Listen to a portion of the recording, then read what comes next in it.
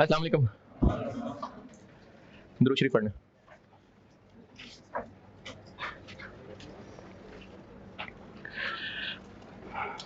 नीचे वाले रूम में आवाज आ रही बेटा? ठीक।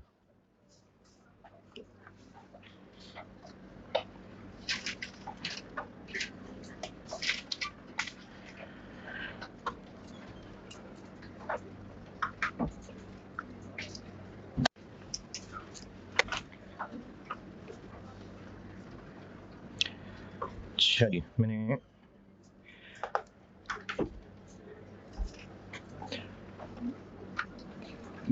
एंड कहाँ किया था?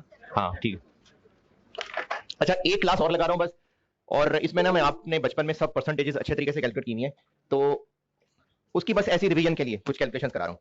कल से फिर इंशाल्लाह ना वो चैप्टर 1 में कराऊंगा शुरू, इन्वेंटरी वैल्यूएशन। तकरीबन पक्का सवाल आता है उसका। परसेंटेजेस पे खेलते हैं आज।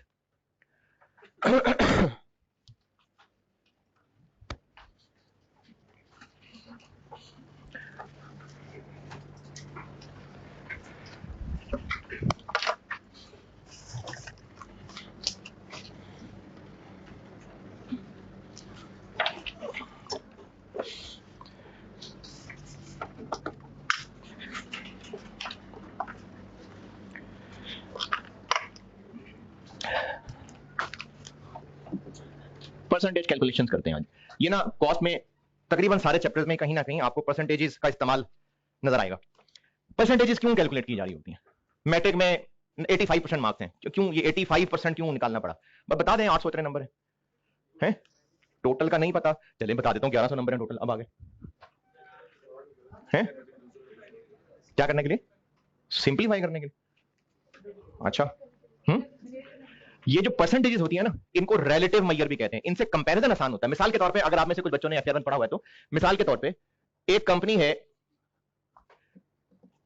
कंपनी ए, जिसने सेल्स की 500 मिलियन रुपए की, और एक कंपनी थी उसकी सेल्स थी 800 मिलियन। इस कंपनी ने ग्रॉस प्रॉफिट कमाया 120 मिलियन और इस कंपनी ने ग्रॉस प्रॉफिट कमाया 180 मिलियन। किसने ज्यादा ग्रॉस प्रॉफिट कमाया? कंपनी बी ने। यह है एब्सोल्यूट कंपैरिजन। एब्सोल्यूट यानी जो सामने नजर आ रहा है उसी के मुताबिक कंपैरिजन, तो ये ज्यादा है। लेकिन ये सेल्स भी तो ज्यादा कर रही है, तो इससे ज्यादा बेहतर कंपैरिजन तब होगा अगर इसको as a percentage of sales देख लें। ये कितने परसेंट है? 20, 22, 24, 24। ये इसका कितने परसेंट है?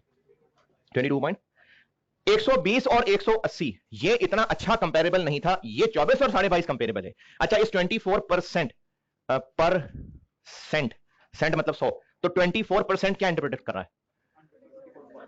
100 का 24 पार्ट तो ठीक है, लेकिन जीपी 24% है, इसकी क्या इंटरप्रिटेशन होगी? कि अगर सेल 100 हो तो प्रॉफिट 24 है, और अगर सेल 100 हो तो इसका प्रॉफिट 22.5 है। अब ये 22.5 और 24 कंपेरेबल है, तो इसलिए परसेंटेजेस इस्तेमाल होती हैं। इसी तरह मैट्रिक में टोटल मार्क्स कितने हैं? 1100। एफएससी में 1100। अगर किसी ने ग्रेजुएशन की है या पता हो ग्रेजुएशन का, उसमें टोटल कितने हैं? अरे यूनिवर्सिटी, पंजाब यूनिवर्सिटी की बात कर रहा हूं। अच्छा चले 800 मिसाल के तौर पे। अब किसी के अगर मैट्रिक में 900 थे और ग्रेजुएशन में उसके 780 नंबर हैं, तो बजाहिर लग रहा है कि ग्रेजुएशन में नालायक हो गया है ना। तो अब जब ये पता चलेगा कि ये आउट ऑफ 1100 है और ये आउट ऑफ 800 है, तो 900 और 780 का कंपैरिजन फेयर नहीं है। फेयर बनाने के लिए इसको कैलकुलेट करना पड़ेगा 80 समथिंग परसेंट और इसको कैलकुलेट करना पड़ेगा 90 समथिंग परसेंट। अब ये कंपेरेबल है, तो ये परसेंटेजेस की जिंदगी का मकसद होता है। अब आपको परसेंटेज कैलकुलेट करनी आती है, आनी चाहिए थी।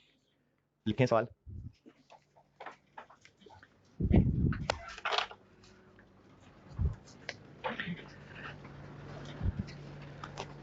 सेल्स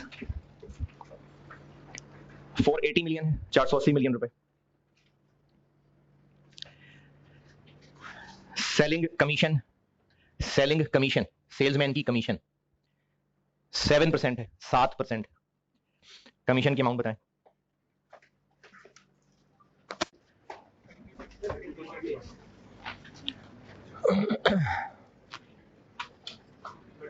$33.6। ठीक है, आसान सी बात है ना। हाँ ये तो बच्चे भी कर लेते हैं। आस्ते आस्ते आगे बढ़ते हैं और लिखें सवाल। बल्कि ये जो मैं जो भी आज सवाल करा रहा हूं इसमें सिवाय मार्कअप मार्जिन के अभी शुरू से मैं आसान सी बात शुरू कर रहा हूं। देखें अगला सवाल देखें। सेल्स हैं 400 मिलियन, सेल्स 400 मिलियन है, और पैकिंग कॉस्ट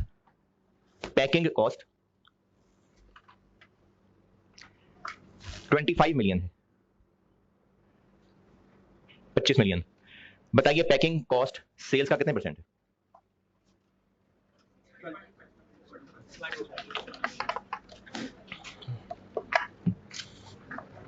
हाँ जी ठीक है, सही होगा। तो क्या मैंने बताइए 25 ओवर 400 तो क्या बन गया 6.25। ये भी ओके ना? चले ठीक है, ये तो कैलकुलेटर चेक करना था आपका। अब आपको मैं मार्कअप मार्जिन पे ले जाने लगा हूं। वैसे तो पीआरसी में पढ़ा होता है, लेकिन फिर भी भूल भाल गए होते हैं, तो उसको भी रिवाइज करवा देता हूं।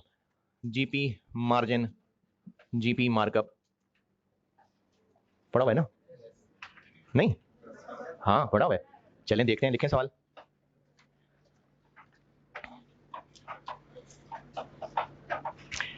सेल्स 540 मिलियन, 540 मिलियन, और gross profit markup 20%, 20% gross profit की अमाउंट बताइए, ग्रॉस प्रॉफिट की अमाउंट बता दें।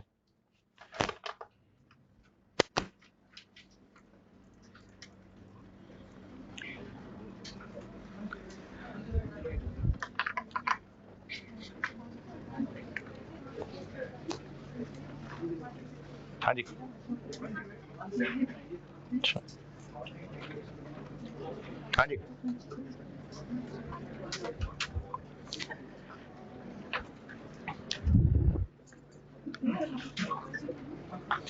इतनी सारी आवाजें बंदी रहो 8 की आ रही हैं, इसका मतलब है कि आपको नहीं आता।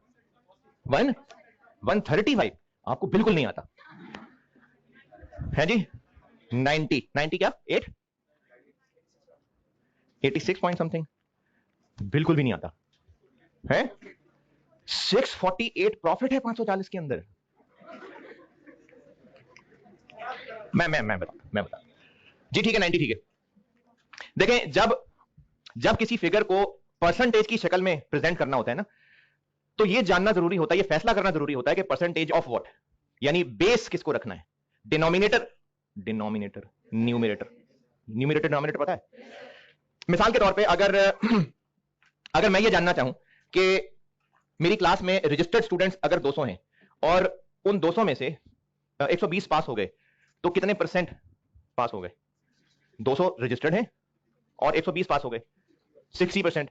अच्छा, इससे ज्यादा बेहतर पिक्चर मुझे तब पता चलेगी जब 200 की बजाय मैं ये देखूं कि अपीयर कितने हुए थे। अच्छा, अपीयर हुए थे 150, उनमें से 120 पास हो गए। तो इनमें से कौन सा वाला सही है? दोनों सही है। मेरी मर्जी में किसको बेस बनाना चाह रहा था? मेरी मर्जी में जानना चाह रहा था कि जितने लोग अपीयर हुए उनमें से कितने पास हुए, क्योंकि जो अपीयर नहीं हुए तो मुझे यह भी तो पता चलना चाहिए ना कि हो सकता है वो तैयार ही ना हो सके इसलिए अपीयर नहीं हुए। तो ये मैंने फैसला करना है कि परसेंटेज ऑफ व्हाट, किसकी बेस पे। ये बेस वाली बात समझे कि हमने किसी अमाउंट को एज अ परसेंटेज देखना है, तो परसेंटेज ऑफ व्हाट, डिनोमिनेटर में किसको रखना है। तो इसी तरह ना, जब सेल्स, कॉस्ट ऑफ सेल्स और जीपी, इनका आपस में एक रिलेशन है कि इसमें से ये माइनस होता है तो जीपी बनता है। अगर किसी बिजनेस ने सेल्स की 540 और उसकी कॉस्ट थी 450 और प्रॉफिट आया 90, तो ये 90 को अगर एज अ परसेंटेज देखना हो तो कितने परसेंट है? सवाल ये है कि परसेंटेज ऑफ व्हाट। अगर बिजनेस ये जानना चाहे कि ये परसेंटेज ऑफ सेल्स कितना है, तो 90 ओवर 540 16.67। और अगर बिजनेस ये जानना चाहे कि ये परसेंटेज ऑफ कॉस्ट कितना है, तो 90 ओवर जी 20%। तो 20% सही है या 16.67 सही है? दोनों सही है। मैनेजमेंट की मर्जी, बल्कि मैनेजमेंट नहीं, जो एनालाइज करना चाह रहा है उसकी मर्जी। तो चूंकि आंसर्स डिफरेंट है, अच्छा आंसर क्यों डिफरेंट है भाई, है तो 90 ही, बेस चेंज है। तो अगर जीपी को as a percentage of cost देखना हो, यानी कॉस्ट को डिनोमिनेटर रखना हो, तो इसको कहते हैं जीपी मार्कअप। और अगर जीपी को as a percentage of sales देखना हो, यानी डिनोमिनेटर में सेल्स को रखना हो, तो इसको कहते हैं जीपी मार्जिन। तो जीपी मार्जिन है या मार्कअप है, इससे फैसला होगा कि डिनोमिनेटर क्या है। तो जीपी मार्जिन में डिनोमिनेटर क्या है? जीपी मार्जिन में सेल्स और मार्कअप में कॉस्ट।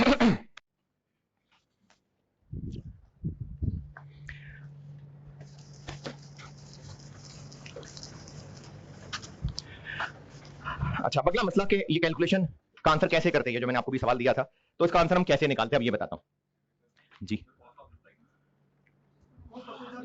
नहीं बताई थी तो तभी तो आपसे पूछी थी मैंने। हैं ये कैसे कैलकुलेट हुआ बताने लगो ना। कॉस्ट नहीं बताई थी तभी तो पूछा था। अगर कॉस्ट बता देते तो क्या करता पूछ के। तो अगर ये जो सवाल, लेकिन मैंने 20% बोला था कि नहीं बोला था? बोला था ना। हाँ, तो अगर जीपी मार्कअप या मार्जिन परसेंटेज हो और इन तीन में से कोई एक फिगर ढूंढनी हो तो उसका तरीका सिखा रहा हूं। ये बहुत करना पड़ेगा कॉस्ट में काम। अच्छा, जिन्होंने भी कोशिश जैसे भी की, जिन्होंने 108 निकाला उन्होंने तो बगैर कुछ सोचे समझे 540 पे 20% लगा दिया। लेकिन जिन्होंने 90 कैलकुलेट किया तो हो सकता है कोई इक्वेशन बनाई हो सकता है आपने पीआरसी में हो सकता है इक्वेशन का तरीका पढ़ाओ। ठीक है, अच्छी बात है, लेकिन मैं उसको पर्सनली इसलिए इतना ज्यादा इंकरेज नहीं करूंगा कि उसमें बच्चे ये मिक्स कर जाते हैं कि उस एक्स किसको कह रहे हैं, एक्स भूल जाते हैं कि उन्होंने किसको एक्स लिया था। मैं आपको इसका एक यूनिटी मेथड बताता हूं। अभी शुरू में हजम करने में शायद थोड़ा मुश्किल लगे, 2-3 सवालों के बाद शायद समझ आए, लेकिन समझ आ गया तो वो आसानी से लग जाता है। फार्मूला में लिख तो देता हूं, लेकिन इस फार्मूले से ज्यादा जरूरी है जो मैं भी रिलेशनशिप बना के दे रहा हूं। फार्मूला बना देता हूं यूनिटी मेथड का। Required amount given amount.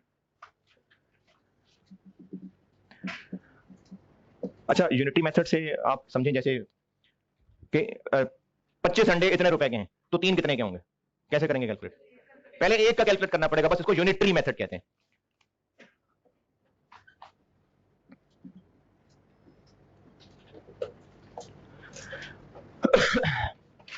ये फार्मूला अप्लाई करके देता हूं। उससे पहले मैं आपको ना खास तौर पे ये जीपी मार्कअप मार्जिन वाली जो कहानी है इसका मैं आपको रिलेशनशिप समझा दूं। जब भी हम परसेंटेज में बात कर रहे हैं, परसेंट, जैसे मैं भी मिसाल दे रहा था कि अगर मैं देखना चाहूं कि टोटल रजिस्टर्ड स्टूडेंट्स 200 थे, उनमें से 120 लोग पास हो गए और अपीयर उनमें से 150 हुए थे, तो अगर मैं 60 ओवर 200 कर रहा हूं, 60 नहीं सॉरी 120, तो 60% आंसर आ रहा है। अगर मैं 120 ओवर 150 कर रहा हूं तो 80% आंसर आ रहा है। जब मैं इस तरह से आंसर निकाल रहा हूं, ये वाला, यानी जब मैं 60% कैलकुलेशन कर रहा हूं, तो इस 60% की इंटरप्रिटेशन क्या है कि अगर 200 नहीं, 60% का क्या इंटरप्रिटेशन है कि अगर 100 रजिस्टर्ड थे तो 60 पास हो गए, और 80% की इंटरप्रिटेशन क्या है कि अगर 100 लोग अपीयर हुए तो उनमें से 80 पास हो गए। तो इसलिए जब हम किसी भी चीज को परसेंटेज की शक्ल में बता रहे होते हैं तो यह भी पहचानना होता है कि 100 किसको कह रहे हैं हम। ये 100 वाली बात समझ आई कि 100 किसको कह रहे हैं? तो इस मिसाल में 100 किसको कह रहे हैं हम?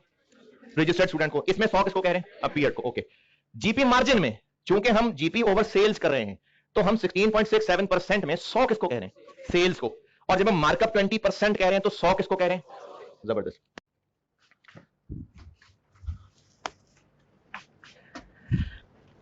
अगर हम मार्जिन की बात कर रहे हैं तो आपको मार्जिन के वर्ड के साथ ये रिलेशनशिप बनाना आ जाए कि चूंकि मार्जिन का जिक्र हो रहा था तो सेल 100 है और जीपी,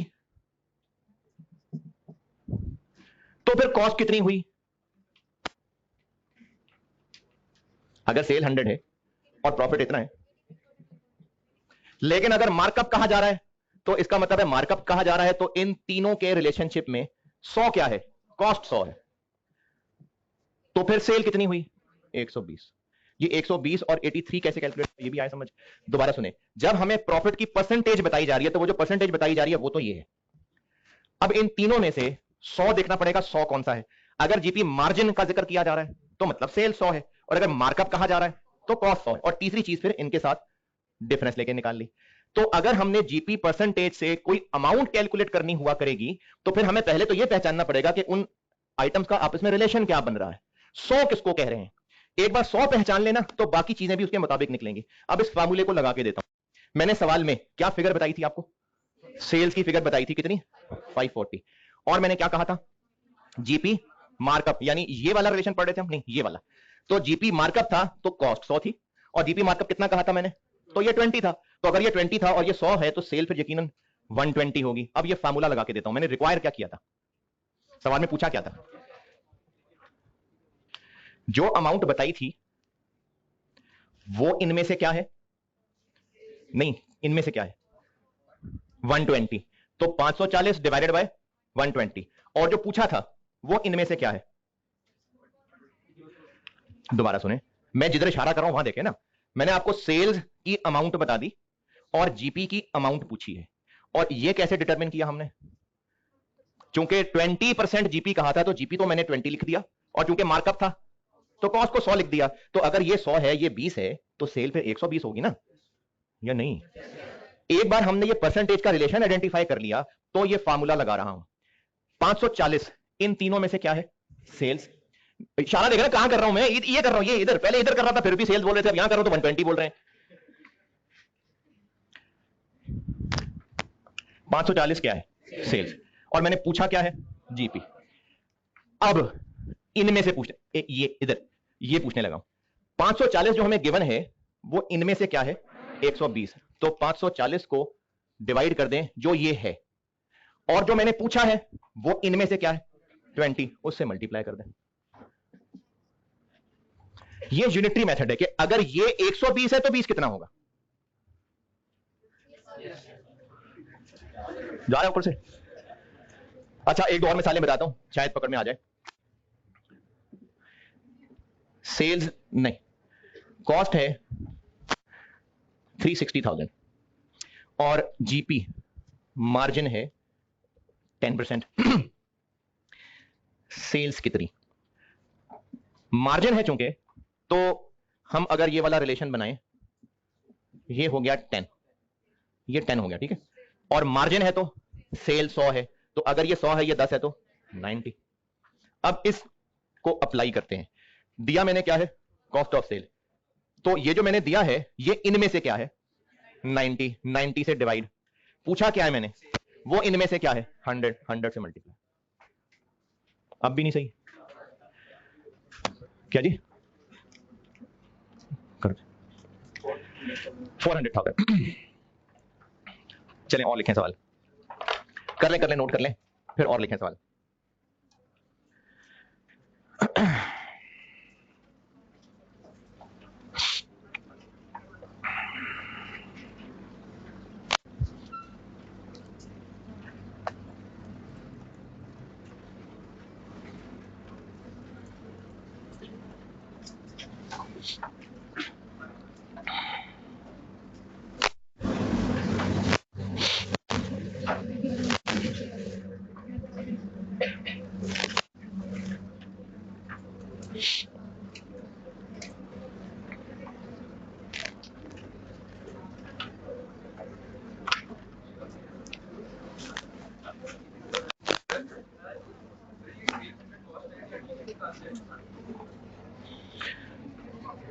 ये सारी डिस्कशन नहीं समझ, कुछ समझ नहीं आया,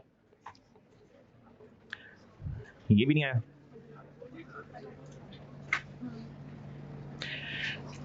जब हम किसी भी चीज का आंसर परसेंटेज में निकाल लेते हैं तो 20% जीपी मार्कअप 20%, इसकी क्या इंटरप्रिटेशन है? इसको अगर किसी को समझाएं 20% तो कैसे समझाएंगे? है 20/100, लेकिन क्या 20 और क्या 100 है? नहीं बेटे, न्यूमरेटर डिनोमिनेटर नहीं, मैं वो पूछ रहा हूं ना, GP sale cost of sale, इस लिहाज से पूछ रहा हूं। अच्छा चलो, इस क्लास में रजिस्टर्ड बच्चे 200 हैं, आए 160 हैं, अटेंडेंस परसेंटेज कितनी हुई? कैसे कैलकुलेट करेंगे? 200 टोटल है ना, बताओ आंसर। 200 टोटल है, 160 प्रेजेंट हैं, तो अटेंडेंस परसेंटेज कैसे निकलेगी? 160 by 200 ना, 80% आंसर आ गया। अब इस 80% को समझाएं किसी को तो क्या कहेंगे? 80% अटेंडेंस है, तो इसकी इंटरप्रिटेशन ये है कि 80% अटेंडेंस का मतलब है कि अगर 100 लोग रजिस्टर्ड हों तो 80 आए हुए हैं, तो इसमें से हम 80 किसको कह रहे हैं और 100 किसको कह रहे हैं? हाँ, तो 100 हम टोटल रजिस्टर्ड स्टूडेंट्स को कह रहे हैं ना, और 80 किसको कह रहे हैं? जो आए हुए हैं। जब हम जीपी, अच्छा sales cost of sales minus करके जीपी आता है, ये पता है। जब हम इस रुपीज इन मिलियन फिगर्स को परसेंटेज में कन्वर्ट करते हैं और 90 डिवाइडेड बाय 450 करते हैं, तो इस आंसर को ग्रॉस प्रॉफिट मार्कअप कहते हैं। और इस 20% की इंटरप्रिटेशन ये है कि अगर कॉस्ट 100 रुपए हो तो 20 रुपए प्रॉफिट है। अब इस बोलने में हम 100 किसको कह रहे हैं? कॉस्ट को। लेकिन अगर हम 90 डिवाइडेड बाय 540 करें और उसका आंसर ये 16 समथिंग आ जाए, तो हम इसको मार्जिन कहेंगे। और इसके डिनोमिनेटर में सेल्स रखी थी, तो 16, चलो 67 रहने देता हूं, 16% की इंटरप्रिटेशन ये होगी कि अगर सेल 100 हो तो 16 प्रॉफिट है। तो इन दोनों के अंदर हमने 100 डिफरेंट चीज को बोला है ना। यहां 100 किसको कह रहे हैं? कॉस्ट को। यहां 100 किसको कह रहे हैं? ये बात भी ठीक है। बस मैंने आपको यह समझाया था कि अगर हमें जीपी मार्कअप मार्जिन की परसेंटेज इस सवाल में दी हो, कोई एक रुपी फिगर दी हो और कोई दूसरी रुपी फिगर पूछी हो, तो हम इस फार्मूले से निकाल सकते हैं। लेकिन ये तब कर सकेंगे जब आप ये परसेंटेज वाला रिलेशन बना सकें। तो जैसे 20% मार्कअप कहा मैंने, 20% मार्कअप, तो इसका मतलब जीपी 20 हुआ, और मार्कअप कह रहा हूं तो 100 क्या है, कॉस्ट। अब किसमें से 100 माइनस करें तो 20 आएगा, 120।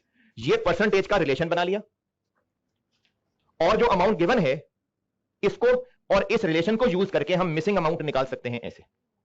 इस मिसाल में मैंने जीपी मार्जिन कहा 10%, तो जब हम इसका परसेंटेज का रिलेशनशिप देखेंगे तो जीपी 10% है, यानी ये 10 है, और मार्जिन है तो इनमें से 100 क्या है, सेल। अगर ये 100 है और प्रॉफिट 10 है तो कॉस्ट 90 ही होगी ना। अब ये रिलेशनशिप बन गया। हम इस परसेंटेज के रिलेशनशिप को यूज करके और एक गिवन अमाउंट यूज करके मिसिंग अमाउंट फाइंड कर सकते हैं। हाँ जी, और बताएं किसी को मजीद मसला? चलें और लिखें सवाल इसके।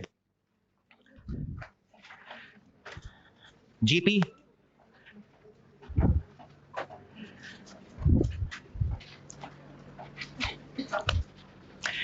जीपी 26,000 है, जीपी 26,000 है। जीपी की अमाउंट बता रहा हूं, नहीं अमाउंट तो मार्कअप मार्जिन नहीं होती ना, अमाउंट तो अमाउंट है, परसेंटेज मार्कअप मार्जिन होती है। तो मैंने जीपी की अमाउंट बताई है 26,000 रुपए। जीपी मार्जिन 30% है, मार्कअप, सॉरी मार्जिन नहीं, मार्कअप। जीपी मार्कअप 30% है। कॉस्ट ऑफ सेल बताएं।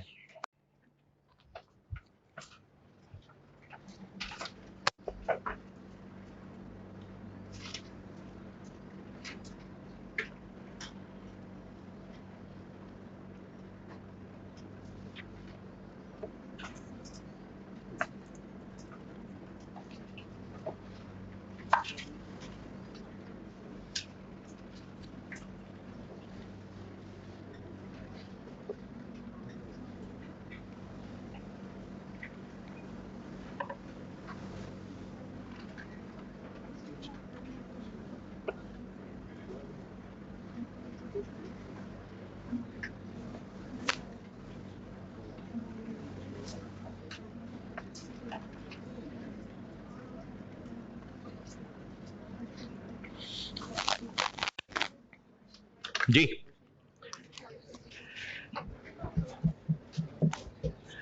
जीपी कितना बताया, परसेंटेज 30, और मार्कअप कहा था मैंने, तो कॉस्ट 100 है और ये 130 है, और मैंने अमाउंट आपको जीपी की बताई है और पूछा, तो 26,000, ये 30 है, और जो पूछा है वो 100 है, 86। ठीक है, चलें और लिखें।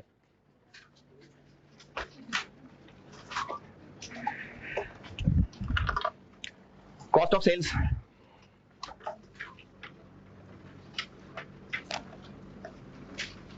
Cost of sale 130,000, 130, 1,30,000। GP margin, GP margin 35%, 35%। GP की अमाउंट बताइए, प्रॉफिट की अमाउंट बताएं।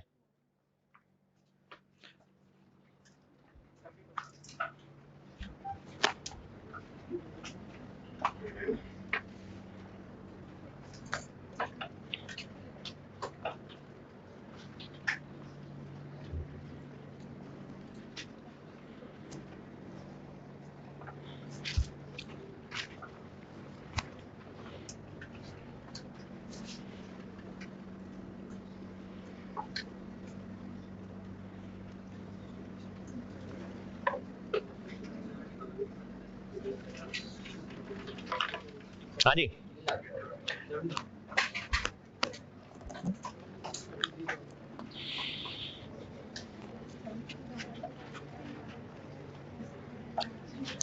जीपी परसेंटेज कितनी बताइए, मार्कअप मार्जिन, मार्जिन है तो सेल 100 है, और ये फिर यकीनन 65 है, और मैंने आपको अमाउंट बताई है कौन सी, क्या है वो कॉस्ट है।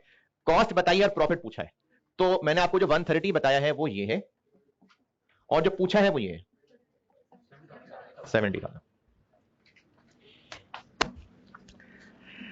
हाँ जी, हो रहा है सबसे, पक्की बात है सारे।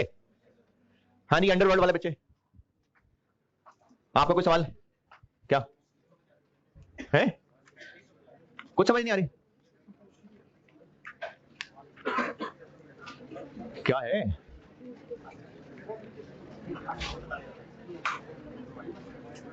माइक नहीं चल रहा? सवाल पूछना है किसी ने? ये पूछना है कि मेरे को समझ नहीं आया? शर्म आनी चाहिए।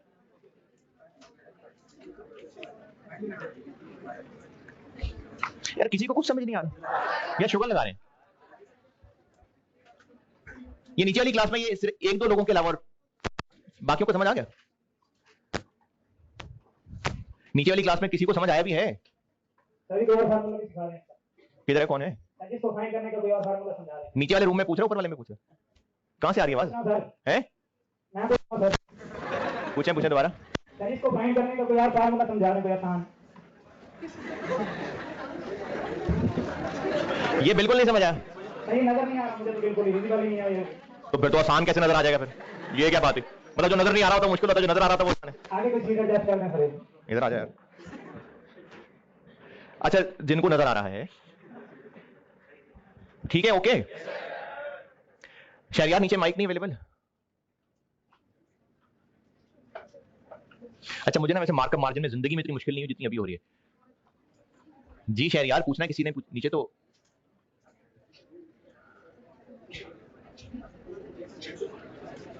अच्छा चलिए ठीक है, आगे। ये मार्कअप मार्जिन ना होती रहेगी, प्रैक्टिस आगे होती रहेगी काफी। अब मैं और मिसालों पे चल रहा हूं, लेकिन ये जो चीज यहां समझाई है कि 100 क्या है, ये चीज अब आगे और शक्लों में लाता हूं। क्या सवाल? और बस मार्कअप मार्जिन से आगे बढ़ रहा हूं। ये चीज बाहर लेके चल रहा हूं कि आप 100 पहचानने के परसेंटेज जिसके हम लगा रहे हैं उसमें 100 किस चीज को कह रहे हैं? सेल्स टैक्स, अगला सवाल बता रहा हूं। सेल्स टैक्स 15% है, 15%। सेल्स टैक्स 15% है, और sales tax inclusive amount of sales. Sales tax inclusive amount of sales. Sales tax inclusive amount of sales 276,000 है, 2,76,000। अच्छा, आप क्योंकि टैक्स काफी सारे लोग अभी पढ़ना शुरू किए होंगे तो सेल्स टैक्स तक तो आप नहीं पहुंचे होंगे। सेल्स टैक्स की कहानी बस सिंपल सी इतनी समझ लें कि अगर एक बिजनेस कोई प्रोडक्ट बेचता है और वो कस्टमर को सेल प्राइस बताता है, मिसाल के तौर पे 100 रुपए, तो गवर्नमेंट वाले कहते हैं कि जिसको तुम चीजें बेच रहे हो उसके पास तो बड़े पैसे हैं, तो उससे ना हमारे नाम पे भी पैसे निकलवा के दो। तो उससे हमारे नाम पे कुछ पैसे ले लो जिसको सेल्स टैक्स कहते हैं, और मिसाल के तौर पे गवर्नमेंट ने एक रेट बता दिया 20%। तो अब इसमें होगा ये कि जितने की चीज बेच रहे हैं उस पे ये रेट लगेगा, और जो टोटल अमाउंट आएगी ये कस्टमर से ले लेंगे, और कस्टमर से इतने पैसे लेने के बाद इसमें से 20 रुपए गवर्नमेंट को दे देंगे और बाकी 100 वो अपनी सेल्स है। तो income statement point of view से हम अपनी सेल्स कितने को मानेंगे? 120 को कि 100 को? 100 को। कस्टमर से पैसे कितने ले रहे होंगे? 120, क्योंकि इसमें 20 इंक्लूसिव हो गया गवर्नमेंट के ब्याह पे। ये सेल्स टैक्स का कॉन्सेप्ट है। तो मैंने आपको बताया है सेल्स टैक्स की परसेंटेज 15% और सेल्स टैक्स इनक्लूसिव अमाउंट 276,000 बताइए। सेल्स रेवेन्यू बताएं कितना? कर लें बाकी भी कर। सेल्स रेवेन्यू यानी हम सेल्स इनकम कितने को कहेंगे, ये कैलकुलेट करें।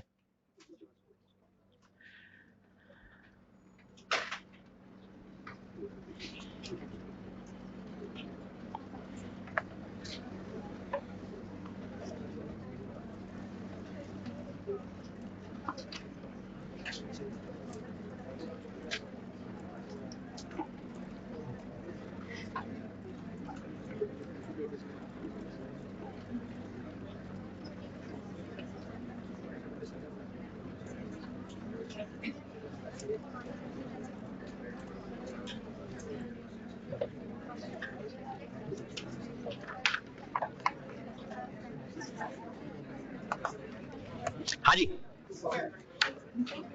240। देखें, जो सेल्स टैक्स की परसेंटेज है वो बताई है 15, और वो 15% किस पे लगनी है? जो हमारी सेल प्राइस है। तो इसका मतलब 100 क्या है? Sale price. ये 100 है, इसमें 15 लगना है, तो हमने कस्टमर से 115 लेना है। अब उसमें यह पहचानना पड़ेगा कि मैंने आपको जो 276 बताई है अमाउंट, वो 100 है कि 15 है कि 115 है? ये 115 है, ये 115 है, और हमसे 100 पूछा है, तो दिस डिवाइडेड बाय 115 इनटू 100, तो 240। ये भी ओके? चलें और लिखें।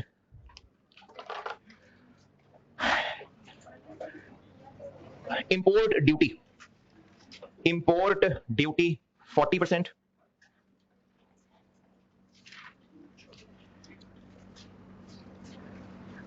Import duty 40%।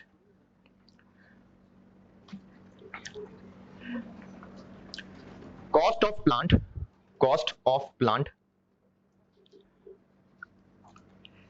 inclusive of import duty 630,000 import price बताएं कि प्लांट इंपोर्ट कितने का किया था।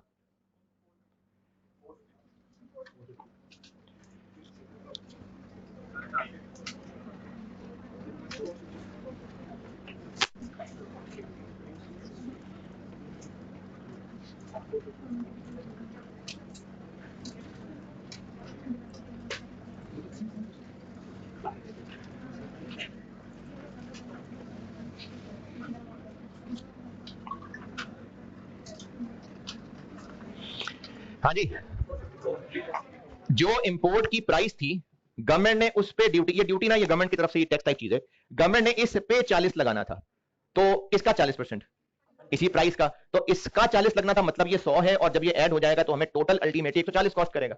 तो जो आपको 630 बताया है वो इसमें से क्या है, वो ये, और पूछा मैंने ये, और लिखें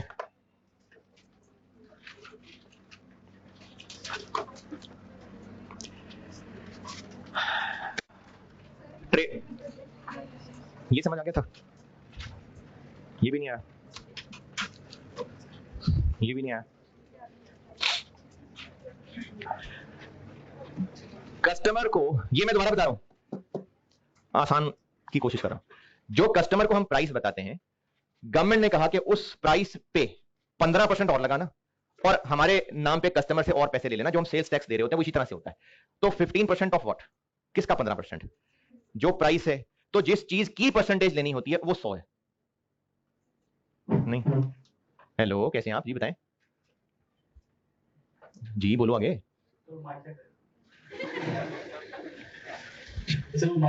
ठीक है जी, ठीक। जब हम किसी भी चीज की परसेंटेज, जैसे कहा कि अगर ये कहते हैं कि जी किधर है, कौन है, कहाँ है जी, बताएं। आवाज समझ नहीं आ रही, ऊंची ज्यादा है। इंपोर्ट ड्यूटी वाला, अच्छा जी, सेल टैक्स वाला भी बता रहा हूं दोबारा। जब हम किसी चीज पे परसेंटेज अप्लाई करने को कहते हैं, जैसे आईकैप में जब रजिस्टर कराया अपने आप को, तो कितनी फीस है रजिस्ट्रेशन की, ये मतलब पीआरसी में रजिस्टर, चलो 10,000 रुपए, 10,000। तो अब अगर आप आईकैप की फीस पे करने लगेंगे और आईकैप वाले कहें जी जो आप रजिस्ट्रेशन फीस दे रहे हैं 10% उस पे ना गवर्नमेंट की तरफ से कोई और टैक्स भी है, किसका 10%, उसी फीस का, यानी जिस अमाउंट से हम रिलेट करके कह रहे हैं जी इस फीस पे 10% हम टैक्स और लगा रहे हैं, तो किसका 10%, उस फीस का, तो जिसका परसेंटेज है मतलब वो 100 है। देखिए जब आपने परसेंटेजेस के रिलेशनशिप सॉल्व करने ना, तो उसमें यह जानना जरूरी है कि 100 किसको कह रहे हैं हम, परसेंट 100 किसको कह रहे हैं। और बताता हूं, अगर यह कहा जा रहा है कि पेट्रोल की प्राइस 15% और बढ़ रही है, किसका 15%, उस प्राइस का, तो इस जुमले में कि पेट्रोल की प्राइस 15% बढ़ रही है, तो इस जुमले में 100 किसको कहा जा रहा है, जो प्राइस है पेट्रोल की। तो गवर्नमेंट ने कहा कि सेल जब आप करें तो अपनी जो भी प्राइस तय करें 2,40,000 रुपए, तो कस्टमर से हमारे नाम पे 15% टैक्स ले लेना, किसका 15%, इसका। तो जब इसका 15% है, 15% मतलब इसको हम 100 कह रहे हैं, जिस चीज की परसेंटेज कही जा रही है, ये मैंने चलो शुक्र है मिटाया नहीं अब तक। जब हम ये कह रहे हैं कि जीपी 20% ऑफ कॉस्ट है या 20% ऑफ सेल है, 20% ऑफ कॉस्ट है, तो हम इसमें 100 किसको कह रहे हैं, कॉस्ट को ना। तो जिस चीज की परसेंटेज बोली जा रही है वो 100 है, तो इसमें हमने अगर कहा कि सेल प्राइस पे 15% सेल्स टैक्स है, तो ये 100 है। जब सेल्स टैक्स ऐड हो जाएगा तो जो कस्टमर से पैसे लेंगे वो इस रिलेशनशिप के एतबार से क्या चीज होगी, 115। ये मैं परसेंटेज टर्म्स में ना ये सारी चीजें बोल रहा हूं कि जब हम इसमें 15 ऐड कर लेंगे तो जो हम कस्टमर से पैसे ले रहे होंगे वो इस रिलेशनशिप में क्या होगा, 115। जब ये रिलेशनशिप पहचान लिया तो अब हम इस सवाल का जवाब जान सकते हैं कि 2,76,000 इन तीनों में से क्या चीज है, 115। और मैंने पूछा क्या था, तो दिस डिवाइडेड बाय 115 इनटू 100। इसी तरह की बात मैंने यहां पर की कि जब हम कोई इंपोर्ट करेंगे चीज और गवर्नमेंट वाले कहेंगे कि 40% हम उस पर ड्यूटी लगा रहे हैं, ड्यूटी टैक्स तरह की चीज होती है, तो गवर्नमेंट वाले 40% किसका 40%, जो हमें इंपोर्ट की प्राइस पड़ेगी। तो चूंकि उस इंपोर्ट प्राइस का 40%, तो फिर वो जिसका परसेंट है वो 100 है। तो ये अगर 100 है और इसमें ड्यूटी 40 शामिल हो जाएगी, तो ड्यूटी शामिल करने के बाद टोटल अमाउंट क्या बन रही होगी, 140। तो मैंने आपको 6,30,000 रुपए इनमें से क्या बताया था, 140 और पूछा क्या था 100, तो दिस डिवाइडेड बाय ये इनटू ये। नहीं, मैंने पूछी थी इंपोर्ट की प्राइस, मैंने पूछा था प्लांट कितने का इंपोर्ट किया था, ये पूछा था मैंने। ओके, और लिखें सवाल। ट्रेड डिस्काउंट, जी जी, अच्छा पहले ही बता दे, मैं देखूं किधर, कहां से आ रहा है सवाल। हाँ जी बताएं, कौन सा सबसे पहला वाला बेटे?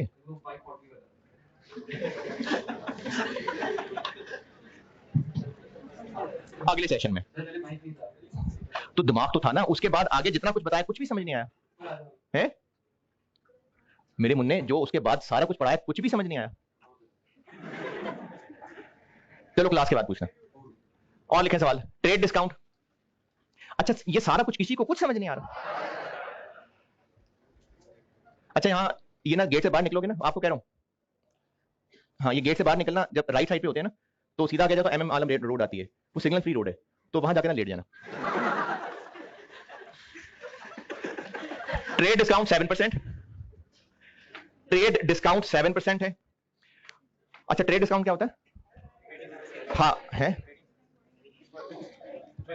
ट्रेड डिस्काउंट, जब जब खरीद रहे होते हैं, नेगोशिएशन कर रहे होते हैं, तो प्राइस में डिस्काउंट मिलता है। ट्रेड डिस्काउंट 7% है। नेट सेल्स है 227850, 2,27,850 रुपए, 227850, 227850। ग्रॉस सेल्स की अमाउंट बताएं, यानी डिस्काउंट देने से पहले की अमाउंट। नहीं डिस्काउंट की अमाउंट बताएं, डिस्काउंट की अमाउंट बताइए कि कितने रुपए डिस्काउंट दिया।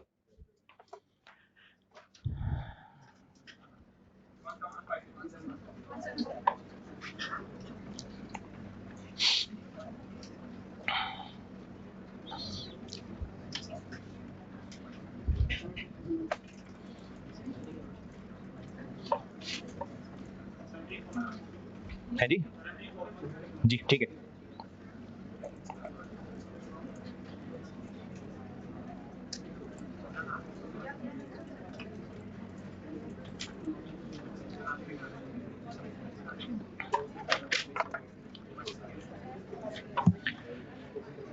हाँ जी 17150।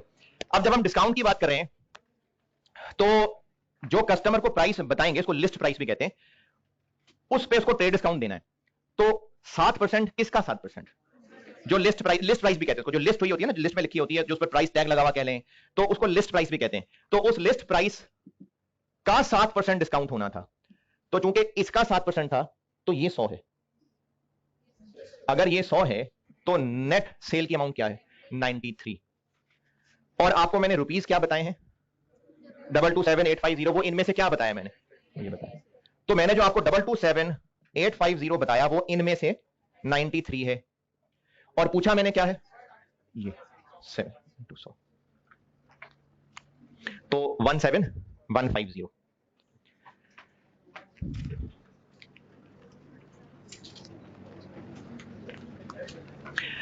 और लिखें।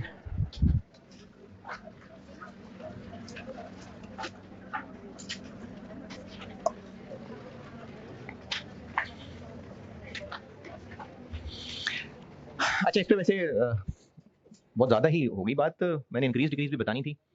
चलो खैर इंक्रीज डिक्रीज कल बता दूंगा। अभी एक सवाल लिखिए और इसी तरह का। अच्छा इतनी सारी जो इधर बात हो रही है, समझाने की कोशिश भी कर रहा हूं, ये समझ आ रही है ना बातें? वो 2 4 5 शरारती लोगों को छोड़ के बाकियों को आ रहा है समझ? प्रोसेस लॉस, अगला सवाल। Process loss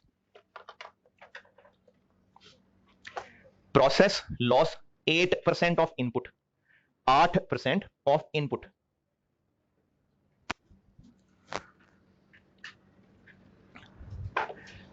net output 1,10,400 kg, 1,10,400 kg, 1,10,400 kg।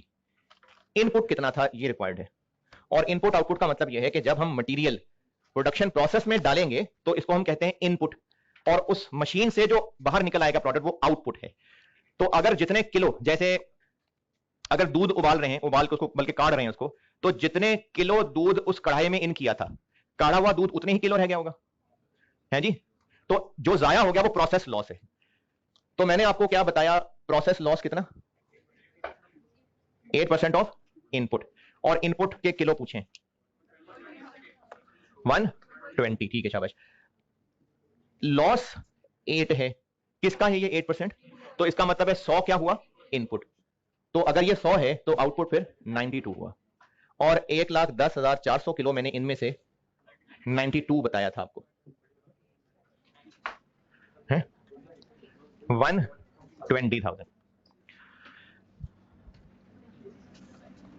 ठीक है जी, और लिखें सवाल।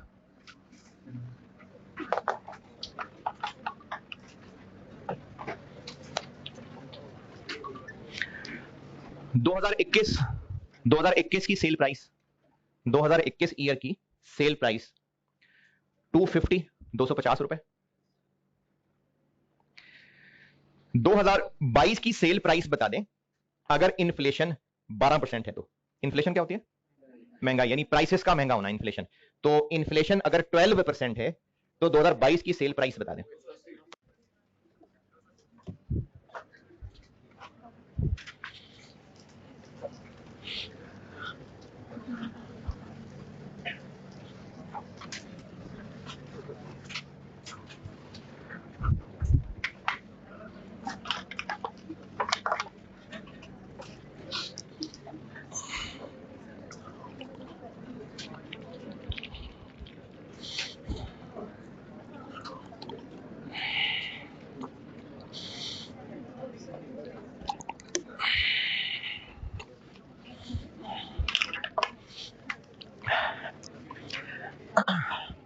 दो 2021 की सेल प्राइस क्या थी 250, तो 2022 की सेल प्राइस पूछिए कितनी आ जाएगी 2।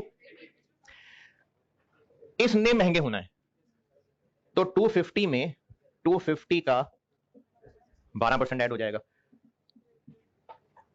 अच्छा, ये जो अभी मैं इसकी एंड शक्ल निकालूंगा ना, ये काम बहुत होगा कॉस्ट में, इसलिए अगर वो आपको समझ आ गया, याद रह गया तो बहुत जबरदस्त। इसमें से 250 कॉमन लेना,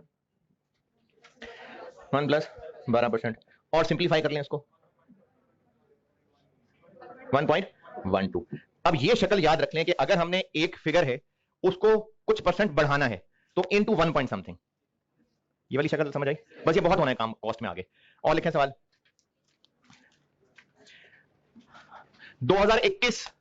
2021 की सेल प्राइस, 2021 की सेल प्राइस 300 रुपए है, 300।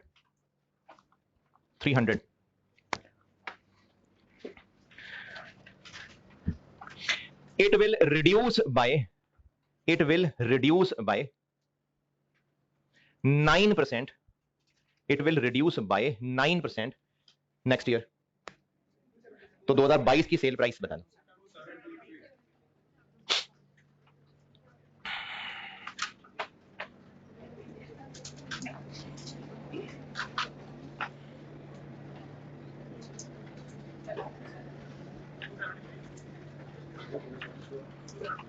हाँ जी,